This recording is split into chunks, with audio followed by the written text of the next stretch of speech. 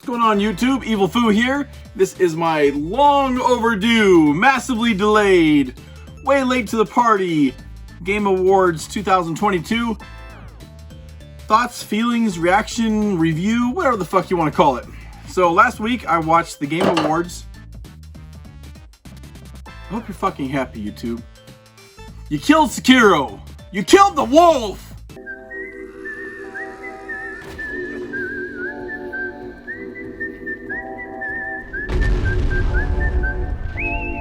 So last week, I think it was Thursday, was the 8th? Was that Thursday? I don't know, I think it was Thursday. I watched the Game Awards. I've never watched any of the Game Awards shows live. Not really into the... I've watched the E3 press conferences sometimes. I don't watch all of them or anything. But just too much pomp and circumstance and pretentious phony crap at the Game Awards. Frankly, like there's musical guests and celebrities and things like that. So I never really watch. I watch highlights. I watch the game trailers, of course. Once they're out afterwards. But this year, I was invited by a friend on Twitter who's going to be my podcast buddy, or one of my, at least, I think I'm going to do at least two. I think there's going to be three of us, starting very soon, a weekly podcast. But anyways, he invited me to a watch party, if you will, on our PlayStation 5s, watching the Game Awards live. So I watched that with him, and it was interesting. I got off work like a half an hour or an hour early, something I don't remember. So I could get ready for it and everything like that and watch it on time as soon as it started. Ignorantly, I thought it was like an hour, maybe 2 hours long. It was like 3 or more than 3 hours long, something like that. I think it was about 3 hours long. So it was super long, so it ruined all my plans for that night. I've been trying to play catch up ever since. But this is my oh yeah, I didn't show you guys my Star Trek shirt. But this is kind of just my thoughts and feelings, reactions to it. Let's talk about the big three first: Sony, Nintendo, and Xbox. I think overall the big winner of the night by far and away was PlayStation. PlayStation had tons of great announcements. They had God of War Ragnarok was up for all kinds of awards. I think I should take better notes, but I think Gran Turismo 7 probably won Best Sports Game. I don't really remember. But anyways, Sony had a great night. They announced like one of the things I love about the E3 shows and Game Awards, things like that, any kind of big presentations, I love those. And this is available now. Like sometimes there's surprise games you can download right then and there, or a demo or something like that. Like available now, or pre-order this now. I love that kind of stuff. I love those things. It makes watching live feel really cool. But they did the Forspoken demo. Like, oh, you can download it now, Forspoken demo. So that was a big thing for them. That was cool. I think Forspoken looks like absolute dog shit. I have not downloaded the demo, so I can't actually talk to the game itself. But everything I've seen of it, the dialogue, the kind of corniness, I don't know. It doesn't look like something that would appeal to me. Maybe it's going to be fantastic. I am going to play the demo. I think I have it downloaded on my PlayStation 5. I'm not sure if I do or not. But regardless, I will be playing that soon. They had trailers for Final Fantasy 16, a very long trailer. That was fantastic. They announced DLC for Horizon Forbidden West. That looks really good. What else? Oh, they announced, and then I'm sure some PlayStation hardcore fans, I don't like saying the ponies or Xbots because, I don't know, they're too incendiary, I think. But ponies probably are mad at this announcement, but they announced Last of Us Part 1 and Returnal, both coming to PC. So that's fantastic. That's good. I don't understand why people get mad when more people can play something they love. Like if I see a movie or a show or play a game or something like that, I tell everybody that I care about, which is a very small list, but I also tell people on Twitter and YouTube now, and I care about all of you. You're all special except for you. You know who you are, you motherfucker. Anyway, I always tell people, as many people as I can, oh, you need to try this. You need to go watch this movie, or go watch this show, or this performance was fantastic. Check this out. So I don't understand the philosophy, and Xbox fanboys, Xbots, did the same thing a few years ago when Microsoft announced all their PC, or all their exclusives would be day one on PC as well. So I'm sure what I'm saying is I'm sure some Sony fans, quote unquote fans, they're just fucking haters, or are mad that those are coming to PC now. But I don't understand that philosophy. The more people that can experience the games, the better. Like, I understand systems have to have exclusive content. I understand that completely. It makes sense. Why buy one system over another if all the games are available and everything? That makes sense. But I don't really think the PC, kind of like the mobile market, I don't think the PC and mobile market compete exactly with game consoles. And then you have someone like Nintendo who's off charting their own course. They're kind of mobile, they're kind of a console, they do their own thing. They don't even care about any of the bullshit because they're too big. Nintendo's too big of a brand to fail. So those Sony fanboys can fuck off. I think it was a great announcement for Sony. So next up we had Nintendo. Nintendo is not huge on my list. I'm going to buy a Switch. Hopefully there's a Switch Pro or a Switch 2 or something out next year, and I can buy that instead of the Switch. I'll buy the OLED model of Switch if I don't have something new coming out. But they had, I think, was that Splatoon 3 won like best multiplayer game or something like that. But they announced some kind of spin-off, like it looks like a low budget, kind of like Okami art style spin-off for Bayonetta. It's like a prequel to Bayonetta. Hopefully Helena Taylor, what was her name? Yeah, Helena Taylor, I think, is the voice actress for Bayonetta, the original one. Now replaced by, I think, a superior choice. But so hopefully Helena Taylor can come back and bless us all with her wonderful performance. Oh, fuck her, she's a lying bitch. Lied about all kinds of shit. But anyways, so they announced that. They probably announced some other things. I don't know. Like I said, Nintendo doesn't register super high on my list, so I don't really pay attention to a lot of Nintendo stuff, but I think Nintendo was good. Doug Bowser was accepting awards a few times, who, I mean, he was just destined to work at Nintendo with that name, so, or maybe, as a kid, he ran into Shigeru Miyamoto, and he left such an impression on him, such that they had such a wonderful interaction. He's like, you know what? Or, I guess the opposite would be true. Maybe he beat up Shigeru Miyamoto, took his lunch money or some shit like that. He's like, I'm gonna name the bad guy in my game after you, you son of a bitch. And then he's ended up working for Nintendo. But regardless, Nintendo had a great night. Now Microsoft, I'm an Xbox primary guy. I play all my, if it's a third-party game, I'm gonna play on the Xbox. Xbox had an interesting night. They had a couple, just like one, they showed a couple different times, but it was like the in-between sections, kind of. They do like commercials in between the game awards sections, I guess. So I saw like a lame, kind of a low production quality Game Pass reel, like, oh, here's Game Pass.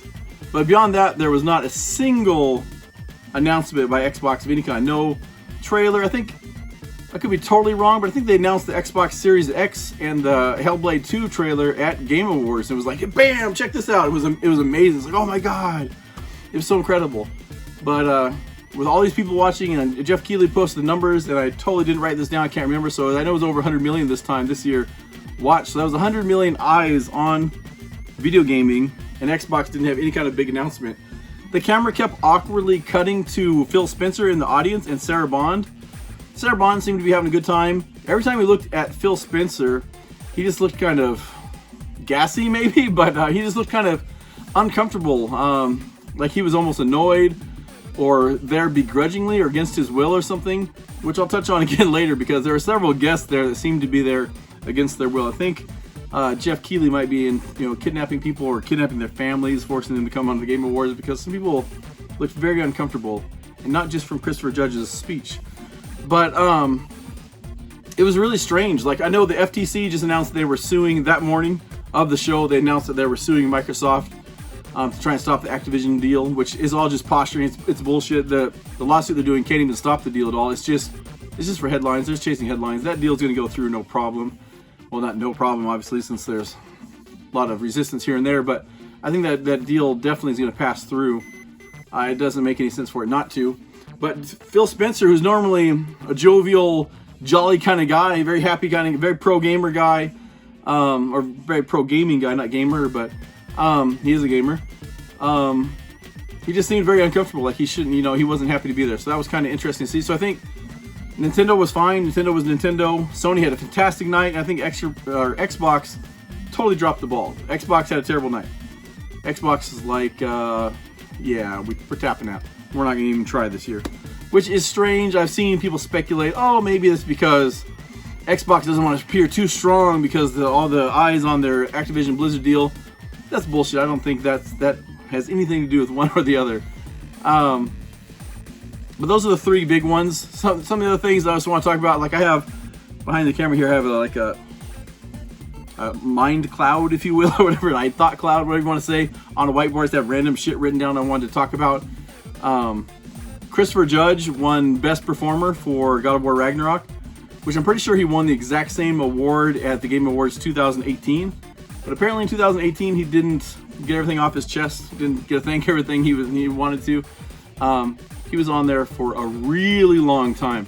I was talking in the PlayStation, like I said, I was doing a watch party, whatever you want to call it. It's supposed to be a bunch of us. Actually, it was just 2 people, but we were kind of, it was like a date. We were getting to know each other. Like we hadn't really interacted that much except for in text and things like that on Twitter.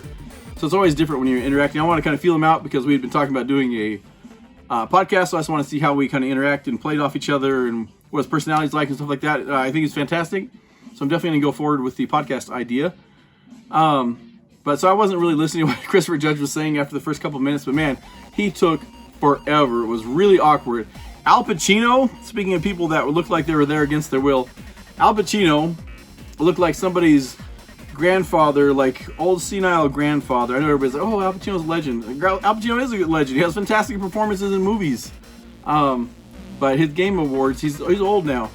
His Game Awards appearance, he looked old and tired and confused. He looked like somebody needed to tell him, you know, your name is Al Pacino, you live here, this is your home, and take him home or something.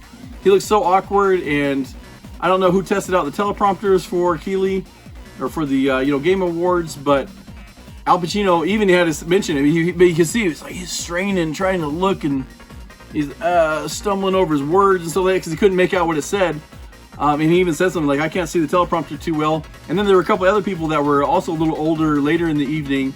It seemed like they had trouble reading the teleprompter as well. So with all the, all the pre-show work that goes into something, a big production like this, it's kind of surprising that they didn't have multiple teleprompters or make sure that they were crystal clear, at least big. But Al Pacino seemed awkward. He announced the award for Best Performance, which was Christopher Judge for his Kratos again for God of War Ragnarok. And he gets on there and he starts talking, and this dude talks for like 20 fucking minutes, no kidding. And Al Pacino is sitting on stage, just waiting for him. He could tell, he's like, is this motherfucker gonna shut up? Like, it was kind of embarrassing. The only thing that was great about that, and I don't know if it was pretentious or he was full of shit or if he was just genuinely nice. He seems like a nice guy, Christopher Judge. So I wasn't really listening to his words because I was talking things like that. But we were talking about how long the speech was for one, but and how uncomfortable Al Pacino looked. But it was absolutely worth his long speech to see Jeff Keighley. It didn't ever cut to Jeff Keighley during the speech to show him that he was sweating bullets or anything like that. But they have a set time frame. Everything's planned ahead of time. So they have time slots and everything's sold already. Everything's rented and planned. And Christopher Judge obviously went way over. They're even trying to do like the Oscar style of play the music, so playing you off stage. And he wasn't taking the hit. They even turned up the music. You can tell the music kept progressively, like every minute or two, would go up even louder, a couple octaves. And he just kept talking, man, like completely oblivious to it. But it was totally awesome because Jeff Keighley afterwards, I'm not a huge Jeff Keighley fan. I think he contributes a lot to the gaming industry. But something about his personality just rubs me slightly the wrong way. He just comes off as kind of insincere. He's a huge Kojima fanboy, which I think is hilarious. Or not hilarious, but I think it's funny. I think it's awesome. I'm a huge Kojima fan as well. But I think the only person more of a Kojima fan than Jeff Keighley is probably Kojima himself. But it was funny that Christopher Judge's speech went so long. Like my speech is going right now. I don't even know what I'm talking about in this video anymore. But Jeff Keighley, after that, he was talking like fast forward, everything. He was talking super fast, like he was an auctioneer. It was hilarious. And you can tell, he even eventually, we're sitting there laughing and everything, like, dude, look how fast this dude's talking. And a few minutes after that, he finally said something about Christopher Judge's speech. He actually, called out that, yeah, it went long. That's why he was talking so fast. It was pretty funny. For the rest of the night, he normally has, a steady, slow talking cadence. I mean, he tries to be excited. That's one of the things I don't really like about Jeff Keighley. He doesn't come across as genuinely excited a lot, but he tries to. And he puts in dramatic pauses and things like that. There was no dramatic pausing, no hesitation of any kind for the rest of the night. Anytime Jeff Keighley was speaking, he was talking fast. It's fast, because it was on a tight time schedule. So that was hilarious. He was like, Jeff Keighley seemed like an auctioneer. Let's see, what else is on my little list here? Oh, one thing that super surprised me and was super exciting was Ken Levine, who, he was like on System Shock 2, BioShock, a very, I would say industry titan, really. Like, very visionary guy. I put him up there with like Warren Spector and Peter Molyneux before Peter Molyneux became just a complete false liar and lies about everything. Now he's just kind of full of shit. He's like a snake oil salesman now. But Shigeru Miyamoto, things like that. Kojima, like we mentioned, Kojima, Miyazaki now. I think he's up there with those guys. He's just a titan of the industry. So it was, I didn't ever expect after, was that Irrational? What was his team? Oh, it doesn't matter. But after he broke up his team after Bioshock Infinite and went into hiding or whatever not hiding, but he took a small group, a core group of people with him, formed a new studio, and then just went black. Shut out the world and didn't announce what they're working on or anything like that. Just that it was going to be extremely adaptive, like narratively. But he's famous for immersive sims. So he came out, he didn't come out stage, but they came out, showed his new game called Judas. It looks very much like a another immersive sim. So it's first person, things like that. Looks very much in the vein of Bioshock. I would love to see more about that. I haven't watched any of these trailers again since the Game Awards. I definitely need to watch the Judas trailer several more times because that was fantastic. Looks really, really cool. I was really, really surprised. I kind of just expected Ken Levine just kind of quietly exit the industry. Yeah, I'm working on something, but like it wasn't really working on anything. Like I'm working on something. He has notes. He has like sticky notes all over his office or something. I didn't really expect him to actually be working on something, but it looks like they've been toiling away on something, and hopefully it turns out really good. I don't have any doubts that it will. What else? Oh, Death Stranding 2. Speaking of Sony again having a great night, Death Stranding 2 was announced. Kojima came out. He was there. I announced Death Stranding 2. It looks very interesting. I haven't played the first one yet. I bought it on sale, the Director's Cut for PlayStation 5. Super cheap on sale a couple weeks ago. I haven't tried it yet though. I've loved everything Kojima's ever done, so I'm expecting I'll like that. I hate the idea of playing like a walking simulator, changing the tread out of your boots and things like that because they wear out. It sounds really tedious and slow and boring to me, but I love Kojima's work. I love his storytelling, his unique shit. I think he's a little too pretentious and full of himself sometimes, but I think his games are usually fantastic. Really wish he would have got to finish Metal Gear Solid 5. It's a tragedy that will never be fixed, never be righted in the industry. But so I'm definitely looking forward to that. That was awesome. They announced some kind of Hellboy game. Looks like a third-person action game, but it was very reminiscent of the art style of Mike Mignola, the creator of Hellboy. If you read the Hellboy comics or like the BPRD comics, things like that, the art style is very, the color palettes, the inking, everything is very specific, and this looks exactly like his art taken into 3 dimensions. So it looked really cool. That was very interesting. I have a love-hate relationship with Mike Mignola because I love the BPRD and Hellboy worlds that he created, and I love the first Guillermo del Toro movies, but I'm mad at him because he is solely responsible. He's the one that had the final say, really, and shut down the third Hellboy movie. A lot of people don't seem to realize that. Mike Mignola, Ron Perlman, Guillermo del Toro presented to him, said, hey, we want to do the third movie. This is the idea for it. Guillermo del Toro wrote those himself, and he didn't adhere super strictly to the Hellboy established lore. He kind of changed it to adapt it to the movies or whatever. It's a different medium, so it doesn't adapt one for one necessarily. And I think it's very reminiscent of the Andrzej Sapkowski, Andrzej, whatever his fucking first name is, Sapkowski. I'm like a blithering idiot right now. Anyways, the author of the Witcher books. He got the Witcher games blew up and became huge, and they brought way more attention to his work. And the Witcher series is way more famous because of the games than the books, and he was very thin-skinned about that, took that very personally. He tried to sue CDPR and stuff like that, and was very jealous and petty about it. And I think Mike Mignola was kind of the same way. Like, everybody praised the Guillermo del Toro movies, even though box office-wise they didn't do great, but everybody loved those movies. And I think Mike Mignola was kind of jealous because he didn't write them or anything like that, and Guillermo del Toro was getting all the attention. So I think that's really, pettiness is one of the main reasons he didn't sign off on the third movie, and I think that's bullshit. So fuck Mike Mignola. Thank you for creating a fantastic world, but fuck you. I'll definitely try that Hellboy game. I've been waiting for a fantastic Hellboy game for years. There's one on the 360, Xbox 360, PS3 that was supposed to be decent. I never played it. Wasn't supposed to be great. And then the Hellboy's a playable character in either Injustice or Injustice 2. I think it's Injustice 2. I'm not sure, but I haven't tried that yet either. I have those games, but I haven't tried them. Atomic Heart released a new fantastic looking trailer. That's kind of like you know, Bioshock inspired type immersive sim kind of game.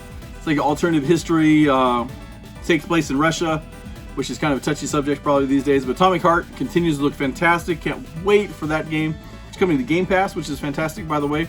So really, you could say that was an Xbox announcement, really, because it's coming to Game Pass, but not really though. Xbox still had a shitty night. Hades 2 was announced.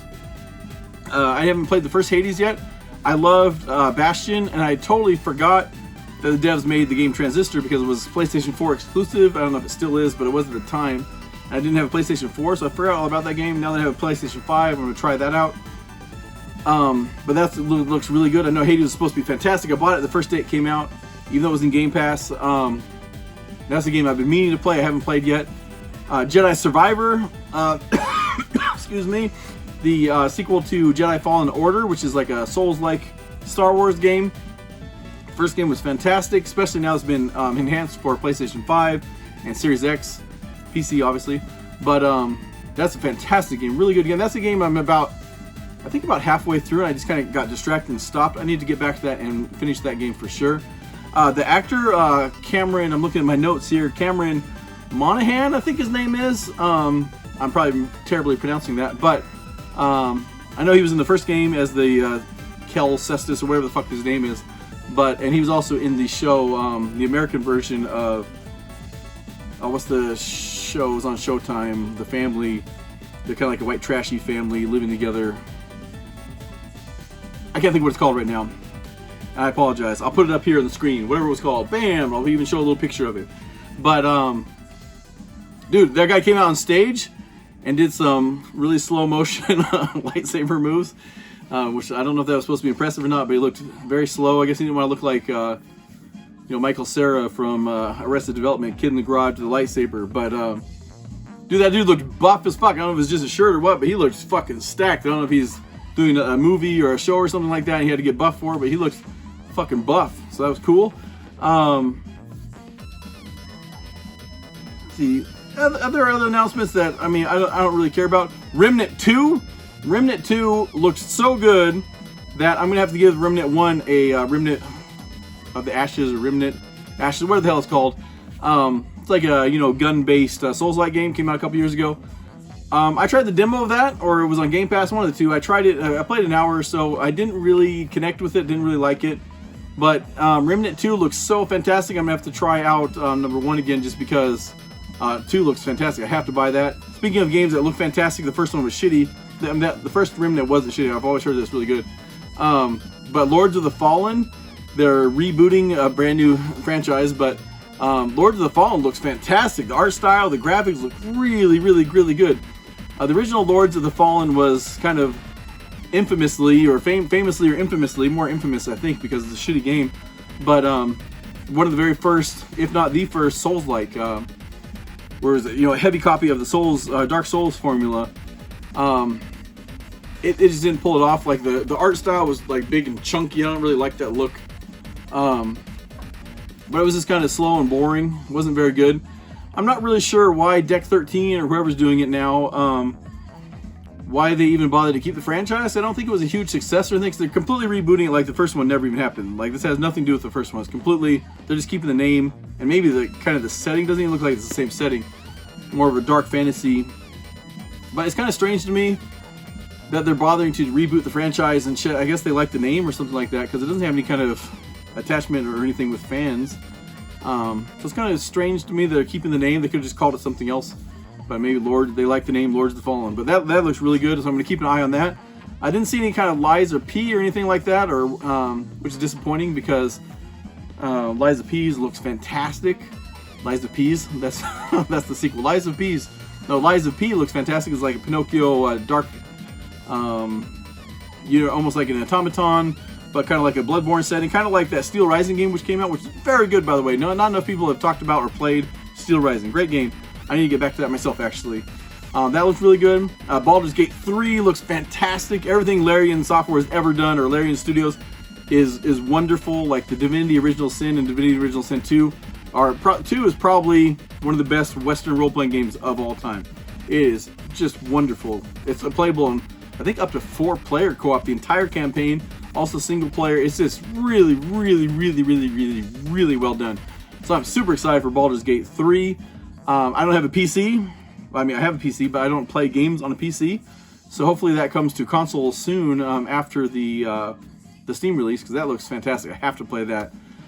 Diablo 4 continues to look fantastic. They had another, Blizzard always makes really good CG trailers. They had a fantastic CG trailer. Lilith is my waifu, by the way. Everybody likes these little diminutive little Asian girls. No, she's big, tough, strong, sexy, could kill you like this woman. That's what I like. I like strength. But so Lilith is my big waifu in games. But that's going to be a fantastic game. I can't wait for that. They showed some of the Super Mario movie. I'm not something I'm interested in at all. Looks fantastic. Visually, it looks fantastic. I think choosing Chris Pratt was probably a mistake, but that doesn't bother me that much. Visually, it looks fantastic. It gave me very much, the clip they showed was like a couple minutes.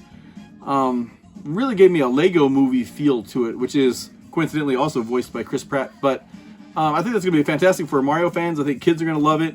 I mean, depending on how good the story is, but just from what I've seen so far, it looks like they've done an incredible job on that.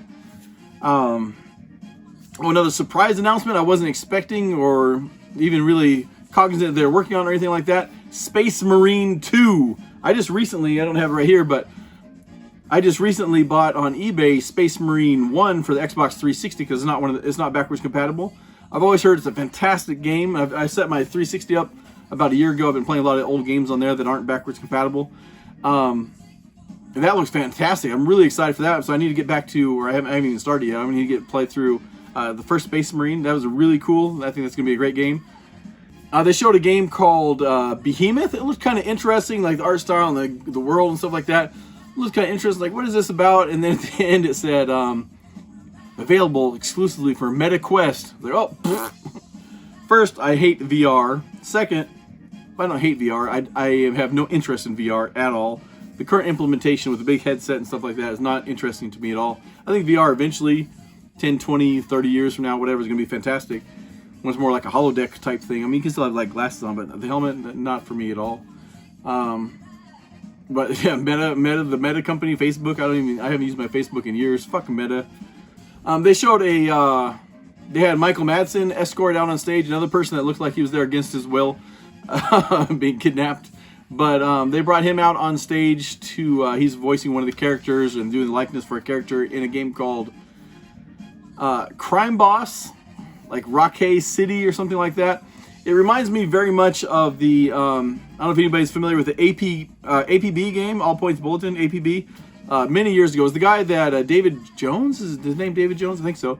The guy that made the original Crackdown, he had made the original GTAs too before Rockstar took over and did GTA 3.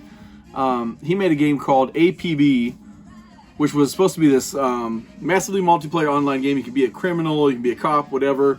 Just this big, kind of like what GTA Online is now, kind of, but like a greater scope even than that. It came out and it flopped miserably. Like the rights got bought up by another company and they kind of relaunched it. I think they called it APB Reload or something like that. It still failed again. But the Crime Boss very much had that look to it. And I see some people on Twitter, like some people I really respect on there, very excited about this game. Like, oh, I can't wait for this game. I had the opposite reaction. Like it showed like Chuck Norris is going to be one of the characters. Michael Madsen's a character. Oh shit, there's a bunch of people. I had notes, I had them all written down, who's who on there. I put the little picture on my thumbnail for this video. But it very much reeked of, Michael Rooker was another one. And then Vanilla Ice, strangely, is one of the characters. Vanilla Ice, really, his big contribution to the world was go ninja, go. No, but it seemed very much like stunt casting. Like they didn't have any confidence in their game, whatever they were presenting. So like, hey, how are we gonna spice this up? Let's put a whole bunch of celebrities. Oh, Danny Trejo, I think, is in there. They put a whole bunch of celebrities in it. Which can be really cool. I think that's gonna be really cool if they do it right. But for some reason, it just, to me, it says they're not confident in their game. So they had to do some stunt casting to try and draw more eyes to, hey, look at this. This person's in it. This person's in it. I don't really care who the person is. Like, some of my favorite performances in games of all time, like Arthur Morgan or John Marston from Red Dead 1, and Arthur Morgan from Red Dead 2, things like that. David Hayter, I didn't know who David Hayter was before he voiced Solid Snake. Those performances are fantastic to me. Some of my favorite performances ever, and those were unknown. So I don't need like a celebrity to be in a game to make me more interested. It doesn't do anything for me at all. Speaking of celebrities, they showed a new trailer for the DLC, which looks fantastic, by the way, for the CDPR's, not CDPR, but their game, Cyberpunk 2077, which is just wonderful now with all the patches since it's come out. It's still not what I originally wanted, what they were originally selling the vision of. I think some of the more, I think once that DLC comes out, that's supposed to like redo the police system, stuff like that. So I think it's going to be a lot closer to the original vision, but even right now, it's a fantastic game. I actually bought my Xbox Series X specifically for Cyberpunk, and then they didn't even enhance it for Series X for like months and months and months and months later. So that was really disappointing, and it was super buggy at first. I played probably almost 100 hours into it. I like do all the side content, shit like that in open world games. So I wasn't super far into the campaign. I just eventually just put it down and said, I kept hearing about all these enhancements they're going to do to it and things like that. So I set it down, and now that it's been enhanced and they've done tons of improvements to it and things like that, I haven't gone back to it yet very much. I went back to it for about a few hours one time. I was like, ooh, this is fantastic, but I've just been distracted. I haven't finished it yet. I definitely want to do all three lifestyles, like there's the Street Kid, the Corpo, and the wherever the fucking Outlander guys are. I can't think of what they are right now, the Mad Maxers. But yeah, so, my point was, speaking of celebrities, Idris Elba was kind of like they did Keanu Reeves for the main game, which he's going to be in the DLC as well. But Idris Elba is going to be one of the main characters in the DLC. So that was cool. And this isn't celebrity related necessarily, but they showed a really cool looking, tight little trailer for, didn't really show much at all, but Transformers. It was like reactive or reactivate, something like that. But it looked really good. I don't think there's been a great Transformers game since like the High Moon Studios did the ones for the Xbox 360, like War for Cybertron, and there's one or two other ones. I thought those were fucking wonderful. I was actually arguing with my friend while we were watching it because I was talking about how I love those games. Like, all those games suck. Which he said, Transformers, and this is you, Dale. Remember you said this. He said something about Transformers to him should be more stealth-based because, they're the robots in disguise or whatever I said. Do you ever watch the cartoons or the movies or anything like that? It's action all over the place. Yeah, they transform into cars and stuff like that, but it's more of a cool thing than, trying to be stealthy. But, so we're going to talk about that on our podcast, by the way. What Transformers is about, action or stealth. But, so yeah, that was interesting. They showed a big announcement from Software. They showed after Miyazaki won Best Director or something like that, or maybe it was Best Art Direction, something like that. There's a cat hair here.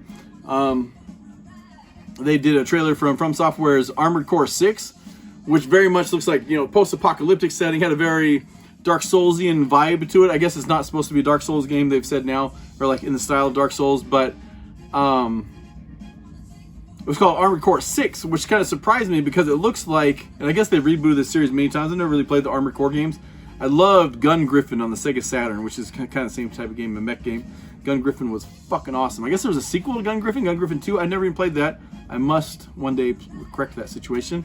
But, excuse me, Armored Core 6, I don't know why they called it 6 instead of just doing what everybody else does these days and just called it Armored Core and just start the series over basically, because it looks like it's a big reboot anyways. But that is something I'm very looking forward to.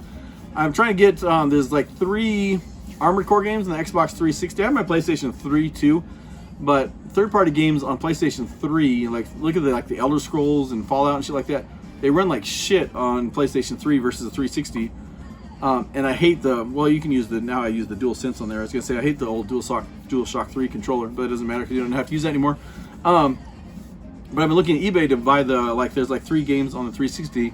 They're kind of expensive though, and I saw when I was playing with my 360 the other day, which is on in the background right now, Armored Core 5, you can actually still buy that and download. It's not backwards compatible, but I'm going to buy that and at least check that one out, if not 4 and like the sequel to 4, which is not 5, strangely enough. But I just thought it was kind of interesting they kept the name on there. Street Fighter Street Fighter 6 had a little trailer. It's very much going for the esports thing, which I have zero interest in esports. I don't watch Twitch. I don't watch streamers or anything like that. But the esports, the professional gamers, MLB guys or whatever, is that Major League Baseball? MLG, Major League Gaming, yeah, MLG, I think, not baseball guys. They bother me. I don't know why. Actually, one of the last couple years I was in the Army, I had a kid that worked for me in the Army. He was actually a former pro gamer before he came into the Army. And he was showing me some of the things they train and how they play like Call of Duty and stuff like that, and the grip they use and the controls they use and stuff like that. It took all the interest out of the game for me. Like, I play to just relax, unwind, have fun. I'm not hardcore enough to like hold my controller in a weird way and like, you know, I don't know. I just like to have fun and play. I'm very competitive in games, or used to be. I don't really play cooperative, or I play more cooperative or single player now than I do competitive. But when I do compete, I like to be very competitive, but not to the point where I have to use a special grip or special techniques and things like that and exploits. I don't care about that shit at all. So Street Fighter 6 with the esports focus looks like crap to me. But yeah, there was a whole bunch more that happened at the Game Awards. I think the runtime, I know this is supposed to be the tighter version.